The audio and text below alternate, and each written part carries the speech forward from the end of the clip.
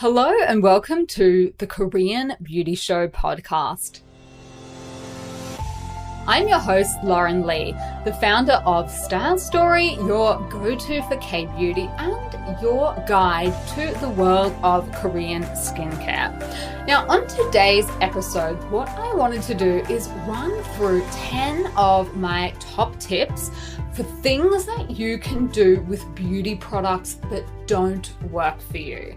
So this, I think, is not uncommon. Basically, if you've been trying out a few different products, trying to find your holy grail, find some things that you really, really love, the chances are that you have had to kiss a few frogs before you find your prince. And that means that we can end up with, a whole bunch of products that we're not entirely sure what we should do with.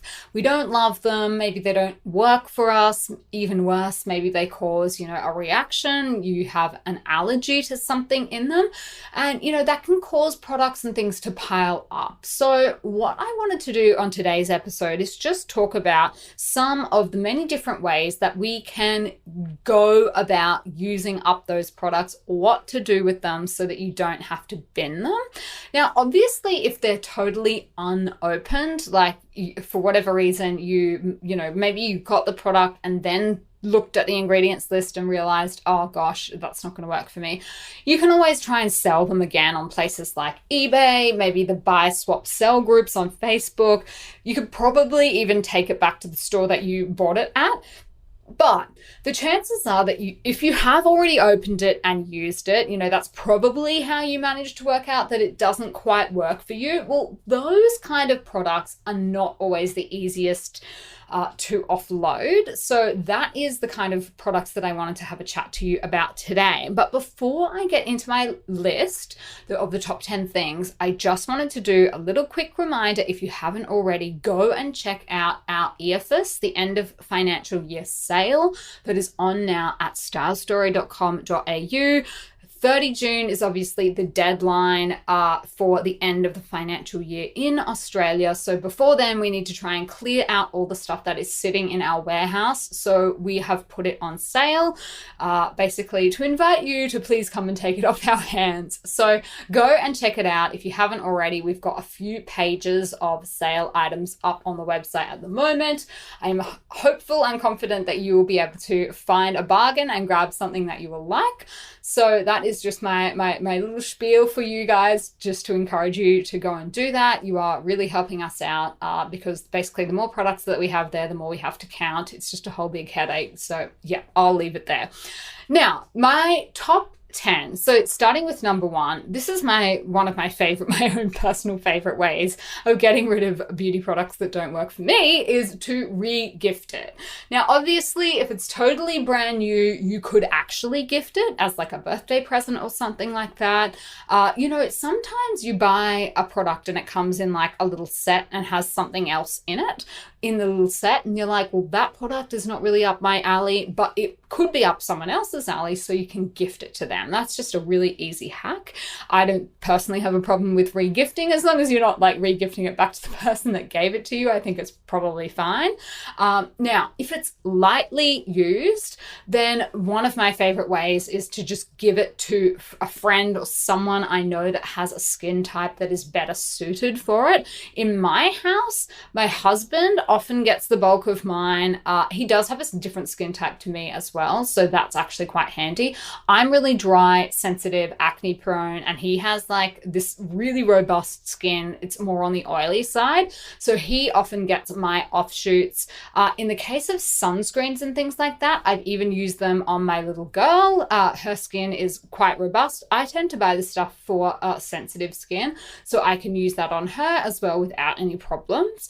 Now, when it comes to other ways to get rid of them, my number 2 tip is to use products that don't work for you on your face on your Backne or Bumne breakouts. Now, hear me out here. So when we're talking about the kind of things that you might be using on your face for, say, acne, pimples, and things like that, you will often be using maybe exfoliating acids and acne treatments, and sometimes they can just be a little bit too harsh, maybe for your face or maybe for your skin. But the good news is that other parts of your body are not as sensitive as the face. So in particular, the skin on your back and also the skin on your bum is a little bit thicker than your face. So you can often repurpose those types of products a little bit further down your body. Obviously, if you don't have Backne or Bumne, then, your mileage may vary on that kind of thing. But, even breakouts on the chest or things like that. That is one really good way of using up those products. My number 3 tip is to use them on ingrown hairs. So exfoliating acids, the serums, anything like that, you can actually repurpose them to help with ingrown hairs on your legs, your armpits, and even your bikini line. So that might be one that you guys haven't ever tried before or haven't thought of, but they can actually be a really, really huge help. So if you end up with an acid and you're just like, oh gosh, it's just too strong, or maybe it's not necessarily too strong, but you can only use it like once a week. And then obviously once you've opened it, there's a period after opening within which you kind of have to use the product, or it might become less stable. So if you're sort of looking at this product and thinking, how am I going to use all of this up in 6 months or whatever, then another good way might be to repurpose it onto your ingrown hairs as well. So that's my number 3 tip. Now, my number 4 tip, again with acid type products, because I think these are the ones that tend to be the ones that don't work for people in general. If there are products that people are like, ugh, that's not really working for me, often it will be because they have things like AHAs, BHAs, PHAs, maybe even like a retinoid in them. The other thing that you can do is use your acid toners as deodorant and for dark underarms. So that's not maybe commonly known information, but if you are the type of person that has pigmentation under your arms, and we ran through this a few weeks ago on one of our question of the week segments, but acid toners can actually be really helpful to lighten the pigmentation under the arms. Obviously, you need to make sure that, what's causing it in the first place, that you reduce that. So if it is because you are sensitizing the skin under there because you're using a blunt razor or something like that, get that under control first, get a new razor, have the sensitivity sort of, take care of the sensitivity first. But then after that, if you're still left with pigmentation after the fact, acid toners can be really good for that, and they can actually work as a deodorant as well. So that's my number 4 tip of just a couple of different ways you can use those types of products on other parts of your body. Now, my number 5 tip is just generally to use the products on your own body. So a couple of different ways you can do that. For example, if you end up with an oil type cleanser that you don't like, you can actually use that on other parts of your body when you're shaving to help with shaving. If you end up with a cleanser, for example, that doesn't have a good pH level, or it doesn't have a pH level that works for your face, maybe it's like a 9 or a 10 or something like that, often those types of products, even though they've got higher pH levels that don't work for the face, they can be okay on the body. So that's just another really helpful way. For smaller or concentrated products, I'm thinking things like serums, maybe eye creams or moisturizers, like a really thick one. Those tend to work best on the hands, the arms, and the chest. So just, those richer type of products. So if you end up with something, say, that's just too hydrating, too moisturizing on your face, then you can use them on parts of your body as well. Think of the other areas of your body that tend to get really dry. Things like your feet, maybe your elbows, your hands, particularly in winter, in the cooler months, you cannot often end up with really just sort of dry and scaly elbows. So things like that, just set them aside. If you're like, this is too rich, it's making me break out, you might be able to actually use it later in the year when it gets a little bit cooler. So there are pretty much very few products that you couldn't repurpose to use just generally on other parts of your body. I know I've reused face washes, scrubs in particular.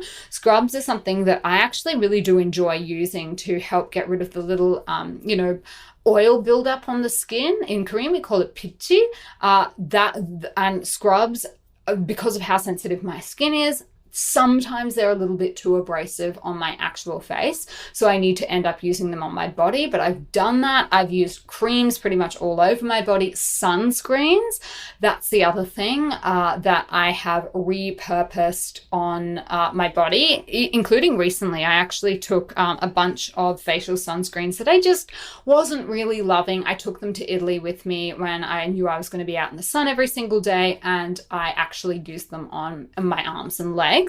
The only thing I would say with facial sunscreens, if you are going to be reusing them on your body, is just to check if you're going to the beach or something like that, make sure it's waterproof, because they're not always waterproof. So if you're going to be using a face sunscreen on your body at the beach, just make sure it's waterproof. Otherwise, you could wash it off when you go into the surf. But apart from that, I've had really good luck using sunscreens and pretty much everything actually on all different types or parts of my body. Now, my next tip, my number 6 tip, is to donate the products to your local homeless or DV shelter.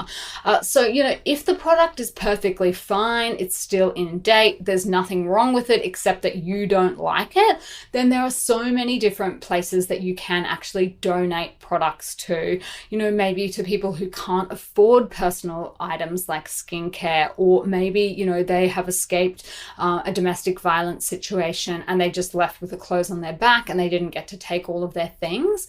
Then that's a really, really good way of giving back and helping and giving it to someone that could actually really use it. A good rule of thumb when it comes to donating products like this is, if you'd be embarrassed to give it to your friend, then you probably shouldn't donate it either. If it's really manky, if it's on its last legs, if it's already expired, obviously don't give those types of products away. But if it's just like, I tried it and I didn't love it, then, these are really, really good ways, I think, to make sure that your beauty products have a second life. So I've done a little bit of a look into the organizations that will actually be able to accept these products. There is one in the States called Project Beauty Share in the inland Northwest. And what they do is they provide personal hygiene, cosmetics, and beauty products to non-profit organizations who serve women and families overcoming abuse, addiction, homelessness, poverty, and basically their aim is to help restore, dignity and hope into their lives. So that is a really, really worthwhile organization to gift to if you are local. There is one in Malaysia called the Women's Aid Organization. They can accept beauty donations. So if you are in Malaysia, go and check out their website for more information.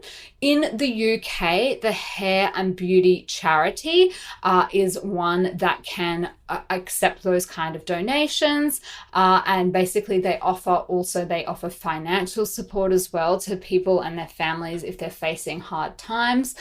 So I did a really big look around in Australia, and unfortunately it's not as easy as I wish it was to donate open cosmetics. A lot of the organizations I saw only accept things like cosmetic samples or hotel amenities kits, and some of them also only accept them from companies, not from individuals.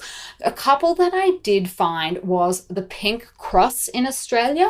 Now, this is a charity specifically for those in the sex industry, and they accept both used and new items as well. So their requirements for used cosmetics are that they must be lightly used and that the powder or cream must be wiped off using a soft fabric or tissue. And then they can be grouped together in basically a transparent bag. You place a sticker on it and say used. And then for, liquid items, they've got some instructions as well for how you can donate those, but the products they ask are that they not be older than 5 years old, which, you know, is pretty old when it comes to beauty products. The other place that you can look into is the Women's and Girls Emergency Center. Now, I wasn't 100% sure from reading around on their website whether they do accept used cosmetics, but if you do have someone you are in Australia, they might be worth reaching out to as well. So thank you very much to one of my Instagram followers for recommending those to me. Thank you to Jenny. And my next tip, so that's basically just, you know, in general, donating. I think that's just such a really worthwhile way of you know, getting rid of any products that you yourself don't need to use. The other way that I have found is really great for repurposing your products is to clean your brushes. So I think when I come across a cleanser that is either just too high pH or it's just not really working out for me, cleaning your makeup brushes with oil cleansers, in particular cleansing balms, is a really, really good way of getting rid of them. Now, how often should you be washing your brushes? I think a good rule, and again, your mileage may vary depending on how often you wear makeup, but I think that a really good rule is once a week. Aim to wash your brushes once a week, and discarded cleansers that you're not using on your face do a really good job of that. So no need to go out and buy a special product if you have a few others lying around the house. Now, another way that you can do it is to redirect them, obviously, towards your feet. Now, feet need a lot of attention as well, but there's something that I think can tend to go ignored, at least for part of the year. I know for me in winter, I'm always like, they're always in socks or shoes. You don't really have to look at them, so you do tend to forget about them. But you can tackle things like stubborn, cracked heels with your face scrubs that are too rough for your face or your unwanted moisturizers. The other hack here is when it comes to feet, you can still use the expired products on your feet, particularly if you have things like maybe face masks that went off. You can put the sheet masks on your face and your feet will still be super soft the next day. You don't need to worry so much about expiration dates when it comes to your feet. Again, like thick creams work well on your feet as well. You can even layer them on, put some socks on, go to sleep, and you'll wake up with really, really nice soft feet the next day. Now, the next one on my list, and this is not something that I have actually ever done, but is to host a skincare swap. So basically how this works is if you have a bunch of friends that also have, you know, skincare products, maybe they're into skincare, I'm not sure, maybe they just have a couple of old things lying around, but you can invite everyone over, get some wine, some snacks, I don't know, maybe tee up, you know, a girls' night or something like that, boys' night, whoever, like bring everyone, and you can actually swap. So, you know, you give them your stuff that you don't want, they give you stuff that they don't want, and then everyone gets new skincare and you don't need to waste money. I actually love that idea. So that's another really cool one. You know, if you do have people like that that are local to you, that's just a bit of a fun way of doing it. Now, the last one on my list, and this one is a bit of a funny one, is you can actually gift particularly makeup and cosmetics to a mortician. Now, hear me out on this one. So obviously, if you've got old expired makeup and things like that, you can't really use it on your face, and you probably wouldn't want to go and give it to other people that are alive. But when it comes to the skin of the dearly departed, they're not as worried about things like that. So morticians can actually work with old makeup, and, you know, if they're doing the makeup for maybe a wake or something like that, they can use it. So if you have a mortician local to you, that might be another way of getting rid of your eyeshadows, blushes, and things like that. So that was my top 10. Now, obviously, I think, you know, the option of last resort would be to trash them, which is why, you know, I don't really think that that's the best option. There are so many different ways that we can be a little bit more eco-conscious, a little bit more, you know, passing it forward, I think. So I think as a last resort, you can trash it. The other thing that you can do is return a product, but just know that if you are returning a product and it's already been opened, it will end up in the bin anyway. And that's because obviously, you know, as beauty companies, as brands, we can't resell those products to people. And, you know, we can't even really use them ourselves because there are, you know, depending on, you know, particularly around COVID and things like that, there are, you know, not knowing how it's been stored, we can't really reuse it for ourselves, and we can't obviously give it to other customers. I'm not sure if some brands then put those products out as testers. I'm not sure how that works, but I just think in terms of trashing or returning, that probably should be the last resort just because of what will happen to the products. Any way that you can give them to, you know, a friend, a loved one, or any of the other ways, you know, to repurpose them on your own body is probably how I would suggest doing it, just to make sure that the product just doesn't go to waste and, you know, doesn't end up in landfill. So they were just my top 10 tips. I hope you found a couple of new ones maybe that you hadn't heard of before. If you did like any of these tips, I would love it if you can share them, if you can share the episode, maybe send it to a friend. You know, if you're going to host a skincare swap party, let me know. I would love to reshare it as well. And if you did like today's episode, you could always leave a review for the podcast. That would be very welcome. Love reviews, love seeing them, love reading them, love getting them. So that would be also very, very appreciated. But I will leave it there for today. I will, of course, be back next week on Tuesday with another round of K-Beauty news headlines for you. But until then, I will see you on Style Story.